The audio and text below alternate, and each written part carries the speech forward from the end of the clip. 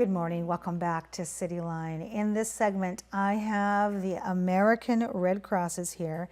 Save a life, donate blood. And the American Red Cross is very, very important for many, many reasons.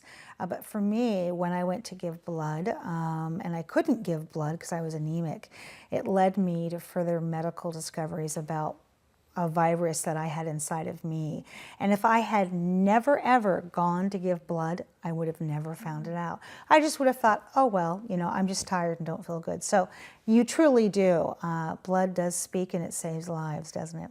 All right, so welcome Mr. Jared Yslas. You are the Director of Donor Services for Cascade Regional Services right here in Tacoma. Right by Right Part. Good to have you. And Bonnie Bush, welcome back, my dear. Thank you. You are the Executive Director of the Red Cross still, and I love that. I was telling you about my pin that you gave me, how people would stop me and say, is that? I'm like, yes, it is. Absolutely. Awesome. So, all right. So, Bonnie, when we think about this, I mean, granted, what I just said was important, but there's a bigger picture here, and that is that why is it important to give blood? It's really all about saving lives, as you've said, and the reason for that is that blood is needed in a number of situations for patients: trauma patients, organ transplants, open heart surgeries, cancer patients. I mean, truly you are saving a life when you're donating blood.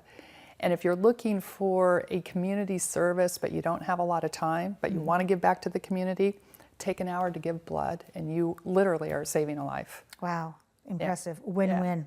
So, summer and holiday blood inventory levels.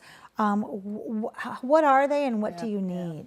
Basically, there's a need for blood. There's a need for blood all year long. But what happens during holidays and summer breaks is that the people that are normally giving blood, they're busy. You know, they take off for vacations. They're preoccupied with other things. Schools are some of our best places to do blood drives, collect a lot of blood, and of course they're out of session. Right. And so we see this dip sometimes in the blood supply. So we always have to get the word out during summer and holidays that we still need blood. Please come get blood. There it is. Yeah. Of course, Jared, when we think about why is it important to be a regular blood donor, and let's distinguish that between like a once every 2 years versus regular. What's the difference? What makes one more important than the other? Sure, absolutely. So blood donation is extraordinarily important. It has to be. We have to have a stable blood supply, you know, throughout the entire year. And so coming and donating regularly basically keeps that blood inventory safe and set throughout the entire year. So you can donate approximately every 56 days, that's red cells. Oh, okay. And so that'll give you the course of coming in multiple times throughout the year. You know, you can donate at one of your organization's blood drives perhaps, or you can come into one of our local centers and donate. But it's extraordinarily important to keep that stability of the blood supply, as there is many ebbs and flows in trauma that happen. Absolutely. The drop of a dime. There it is. So let's talk about blood type. So this is kind of a question for both of you. So what is the most needed blood type in, I'm going to ask you for Pierce County. Most needed blood type in Pierce County. So it depends upon the situation. Okay. So depends upon the need in the hospitals at that very moment. Okay. So for example, you may have a trauma at Tacoma General, and then later that evening you'll have another trauma at Good Samaritan. And that blood supply could be dropped substantially, and that may be one type. So you have to think about how that would affect it in terms of patients in the hospitals as a proportion. Wow. So if O positive is 38% of the population, that means 38% of patients in the hospital are probably O positive. So we'll need that supply regularly. So it's whatever's needed at that specific time. At that time. So then how do we apply that nationally? Same thing nationally, thing. really. And so really what we say is all types are needed because we can't predict reliably. There was the 38% O positive, but we never know what blood type we're going to need for sure. And so we just really need all types to come out. It's equally as important for everyone to give. Yeah. So let's talk about, Jared, the kind of impact that one donation makes. And then let's also talk about automated and how that works. Absolutely. Donations, whole blood donations, go to 3 patients, potentially. So you've got red cells, plasma, and platelets. Okay. And those are distributed and processed individually, and so they can go to individual patients based on specific needs in different hospitals, which is great. So you're saving multiple lives with one donation. Wow. That's something to think about. Absolutely. And then automation, that is a specific procedure where we have these specialized machines that folks come into our fixed sites and donate on. We give them hot cocoa, Gatorade, we have Wi-Fi. Sometimes it takes a little longer than your regular donation, but you can give in higher quantities and in more frequency. So we need platelet donors, we need plasma donors, and all of that is collected based on your blood type and the current needs in the specific hospitals. Wow, impressive. Okay, so Bonnie, can anyone donate blood? And we have some pictures here coming up. Yes, well, subject to a couple eligibility requirements. Generally, if you're in good health and you meet the minimum age requirement, which is 16 here in Washington State, you can give blood. There is, per the FDA regulations, we screen on certain health requirements. And so when you go to sign up for a blood drive, you would go to our website and there would be a number of questions and so forth that would help screen you to see if you are eligible. So basically it's all FDA regulations to ensure that it's safe for you to give. Okay. Yeah. So you said blood drive, what made me think of who can host a blood drive and who do we contact? Absolutely. So anyone, any organization, any business, any church, any school can set up a blood drive. If you have the dedication to save lives, we will set you up. You can find us at crbs.net or also check out the redcross.org. Fabulous. And so aside from blood donations, what other things does the organization do, Bonnie? Give us a wide breadth here. Yeah, so the Red Cross does a number of things. One that we're known for, of course, is disaster response. And what people often don't know is that we do single home fires too and provide emergency relief. So right here in our 5-county jurisdiction, we respond to a single home fire almost every 48 hours.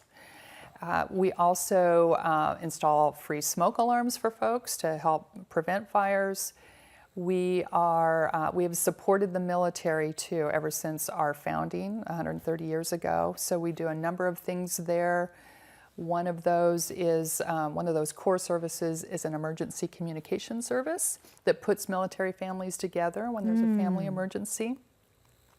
We teach first aid and CPR classes. We teach preparedness classes. And probably the thing that people know the least about the American Red Cross is we do have an international services division. And the key initiative that we're working on there is eradicating measles across the world. So we are out there giving inoculations for measles in some of our third world areas. Yeah. That is impressive. So can you volunteer for the Red Cross, and how would you use a volunteer?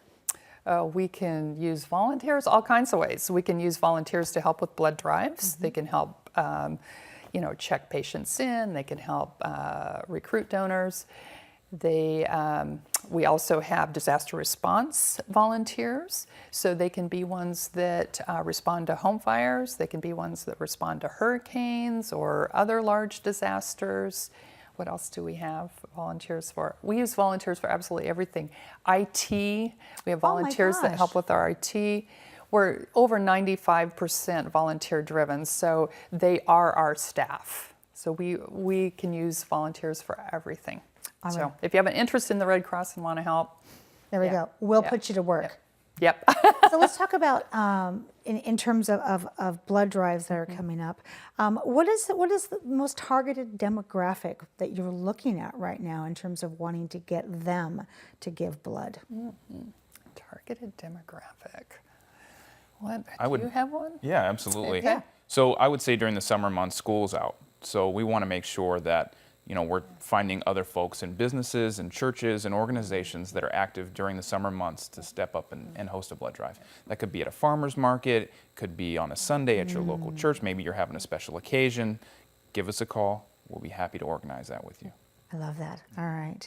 Well, I need to say to both of you, thank you so much for being here today and for taking time out of your busy schedule locally and also nationally, and also helping us understand that giving blood, as you said, Bonnie, it's one of the most simplest, easiest things to do, but also to do it consistently is what we're looking for right here now. So I want to say thank you for making it just an easy thing to do, and for helping us see how just one blood draw can help 3 people. And when you think about walking around with what's inside of you and that you're carrying a life force liquid that could save 3 people's lives, kind of makes you think a little bit differently about your day and the importance of giving back, doesn't it? Yep, Absolutely. it does. It Yeah, absolutely does. yeah, it's pretty amazing. Yeah, it is. Absolutely. All right. Thank you so very much. And I want to see you back on the couch real soon, all right? Okay. Okay. Sounds good.